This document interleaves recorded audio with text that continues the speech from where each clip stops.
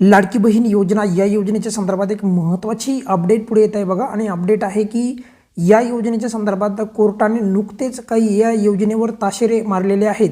तर नेमकं कोर्टाने या योजनेच्या संदर्भात काय म्हणलेले आहे या संदर्भात आपण माहिती पाहणार आहोत। सोबत या योजनेवर काही परिणाम होऊ शकतो का याबद्दल पण आपण बोलणार आहोत। सर्वात महत्त्वाचं म्हणजे अजूनही मार्चच्या 21व्या हप्त्याचा GR आलेला नाही। आता येऊयात आपण मुख्य मुद्द्याकडे, नेमके कोर्टाने काय म्हणलेले आहेत। झालं असं होतं बघा की ही जे काही आता जे कोर्टाने जे ताशेरे ओढलेले आहेत या योजनेवर किंवा जे प्रतिक्रिया दिलेली आहे, तर निवृत्त एक कर्मचाऱ्यांना जे काही आहे त्यांना पेन्शन जे आहे मिळत नव्हते आणि त्यांना त्यांच्या हक्काचे पैसे मिळत नव्हते। आणि याचं कारण होतं की निधीची कमतरता।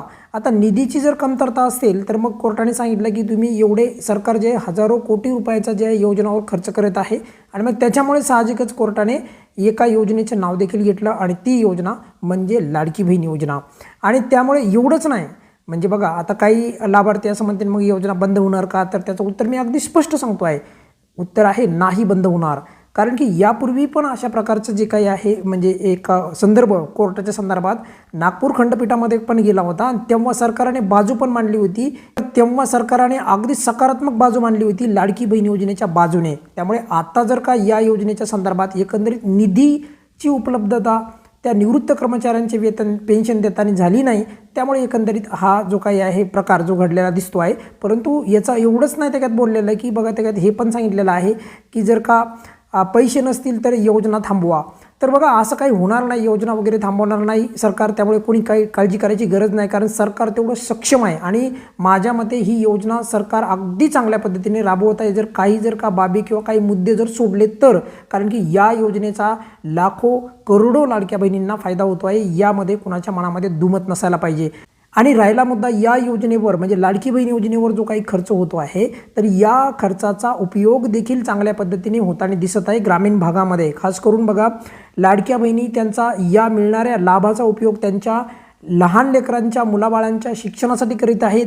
काही लाडक्या बहिणी त्याच्यातून त्यांना ज्या काही उपयोगी औषधी आहेत तर त्या घेण्याचा प्रयत्न करीत आहेत। काही लाडक्या बहिणी याच्यातनं प्रचंड असे काही आता म्हणजे आपण हे पाहत आहोत, म्हणजे वेगवेगळ्या ठिकाणी गोष्टी ऐकत आहोत की लाडक्या बहिणी त्याच्यातनं उद्योग क्षेत्रामध्ये देखील छोटे छोटे उद्योग जे आहेत तर ते देखील निर्माण करीत आहेत। काही लाडक्या बहिणी कुटीर उद्योगामध्ये, तर काही लाडक्या किंवा छोटा मोठा व्यवसाय बचत गटाच्या माध्यमातून लाडक्या बहिणी उभा करीत आहेत। त्यामुळे या दृष्टिकोनातून उलट सरकार आणखी सकारात्मक पाऊले उचलेल यामध्ये कुणाच्या मनामध्ये शंका नसायला पाहिजे। त्यामुळे योजना बंद होणार नाही। आणि त्याहीपेक्षा महत्त्वाची गोष्ट आणखी तुम्हाला एक सांगतो बघा की या योजनेसाठी लागणारा जो निधी आहे म्हणजे एका वर्षाचा जो काही निधी असतो तर तो ऑलरेडी मंजूर झालेला आहे। त्यामुळे ही बाब तुम्ही अजिबात कोणी काळजी करायची काही गरज नाही आहे। त्यामुळे काही लाभार्थ्यांना असं वाटेल कारण की आता याच्या वेगवेगळे अपडेट्स येणार आणि त्या गोष्टीला जरा थोडंसं बडून सोडून सांगितलं जाणार, त्यामुळे एकंदरीत जे आहे तुमच्या मनामध्ये संभ्रम निर्माण होऊ नये त्यामुळेच सांगितलेलं आहे। कारण की बघा की ज्या काही गोष्टी घडतात, आता ही योजना इतकी मोठी आहे तर या योजनेच्या संदर्भात थोड्याफार जे आहेत टीका टिप्पणी होणं हे साहजिकच आहे, ते आपण समजून घेतलं पाहिजे। सर्वात महत्त्वाचं म्हणजे मार्चच्या हप्त्याचा GR जो आहे लवकरात लवकर येईल आणि त्यानंतर हे वितरण होईल आणि योजना मात्र इथून पुढेही सुरू राहणार आहे, त्यामध्ये कोणाच्या मनामध्ये शंका नसायला पाहिजे। या व्हिडिओमध्ये आपण इथेच थांबूयात। बघा काही अडचण असेल तर व्हिडिओच्या खाली कमेंट्समध्ये विचारू शकता। धन्यवाद।